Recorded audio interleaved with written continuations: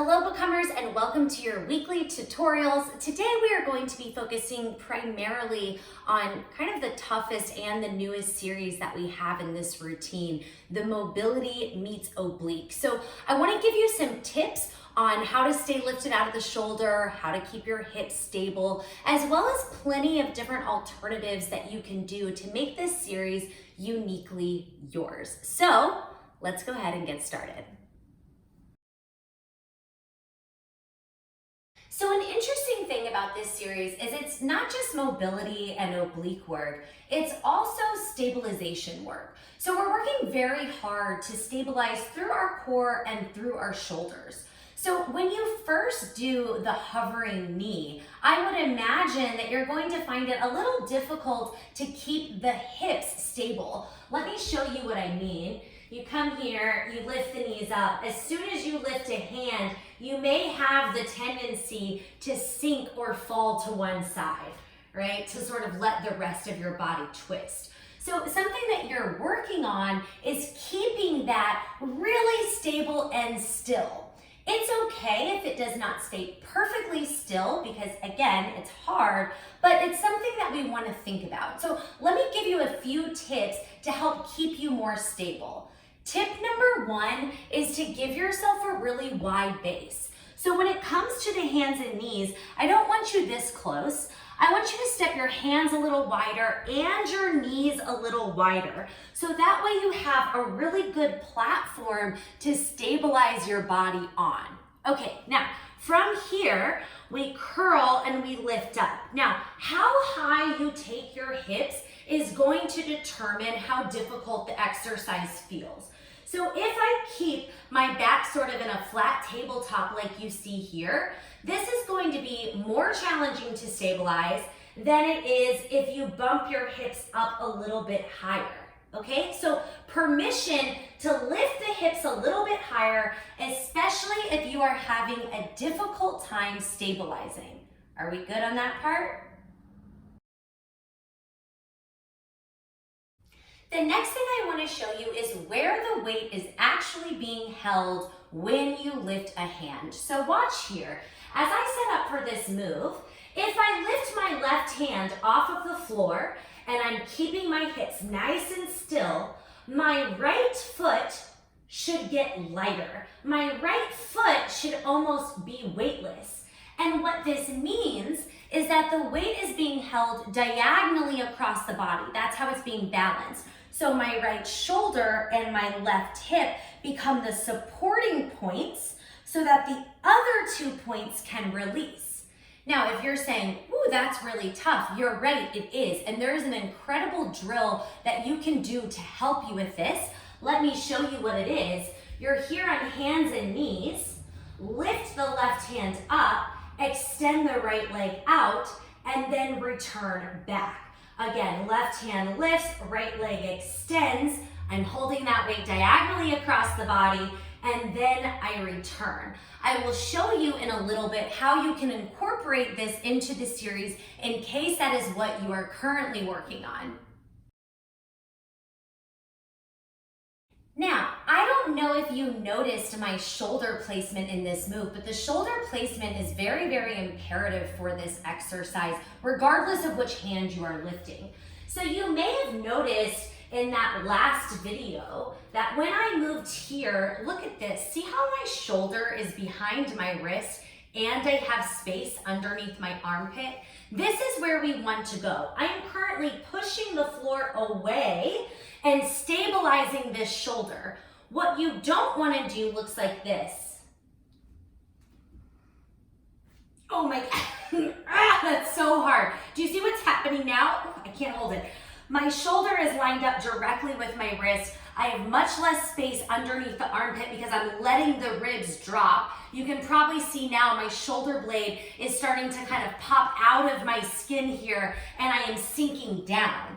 Not only is this tough for your shoulder, but it's gonna kill your wrist. That drives all of the pressure down into the hand. So when you set up for this move, you gotta get your shoulders back a little bit. See how I'm a bit buoyant here? Then I'm gonna stabilize, push the floor away, and that is going to help me lift either hand off of the floor.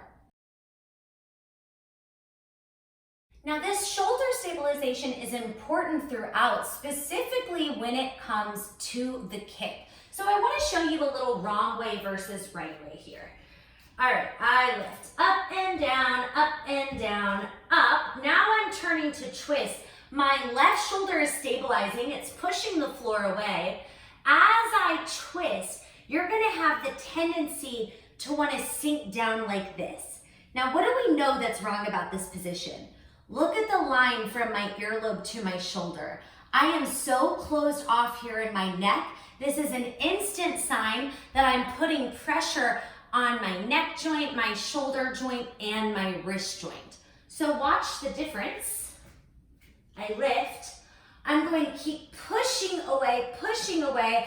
I'm using my oblique underneath me, and now check out the difference here. Super long line from earlobe to shoulder. Body weight is staying lifted. So right way, wrong way. So the beauty of Become is the ability and the permission to take any exercise or any series and make it uniquely yours. So what I want to show you next is several different alternatives that you can do in this series. I'm going to start with the least taxing and I'm going to move up to the most taxing, right? I don't necessarily want to use harder and easier here because I think it's simply going to depend on your body. And as we know, there is no such thing as an easy move. There are only moves that honor exactly what your body needs. So here we go. Option number one creates minimal stress on any point in the body. So what you're going to do is you're going to set up in your kneeling plank. You can absolutely come up to the fingertips if you're experiencing any wrist pain, and it goes a little something like this. Left hand up, 1, down 2, up 3, down 4. Right hand, 5, twist 6, bring it back down, 7, 8, lift up 1, 2, move into your torso twist. Option number 2 is going to nod to the single leg drill that I showed you before. This is perfect for those of you who are working on stabilizing your body. It's going to go a little something like this. I get all stacked up. I'm going to lift left hand and right leg. So I go 1, tap, 2, out, 3, down, 4, lift, 5, hold, 6, return, 7, 8, up, 1, 2. And I want to make a note. If this is too fast, you can just go 1, hold, 2, 3, down, 4, up, 5, hold, 6, down, 7, 8. So you can create isometric holds instead of movement in that portion. The chair option is designed for those of you who want the mobility work, right? The mobility portion of this is the turning and the kicking, really great for the hip, kind of lubricates those joints. So in that case, you want to make sure that you're up on your tippy toes. That'll give you a little more core. You're going 1, down, 2, 3, down, 4, you lift 5, you turn to twist. Again, make sure that you're not sinking down, stay lifted out of it, and then return back to the torso twist. The next option would be kind of the standard that is designated in the video. I just want to show it again here so that way we can see how these different levels progress. But that is keeping the hips at your desired height, whether it be a little higher, more gentle, easier to stabilize, or a little lower, less gentle, harder to stabilize, up and down, lift the hand, twist, bring it back down. And lastly, I want to provide an amplifier. This is for those of you who are really wanting to push the mobility work. You're feeling a little extra flexible. I played with this morning. It was pretty fun, also hard. Goes a little something like this. 1, down, 2, 3, down, 4, up, 5. As you twist to kick, can you reach your hand toward your foot, again, without sinking down, but reach toward the foot, extend out, get that flexibility, and then come back through.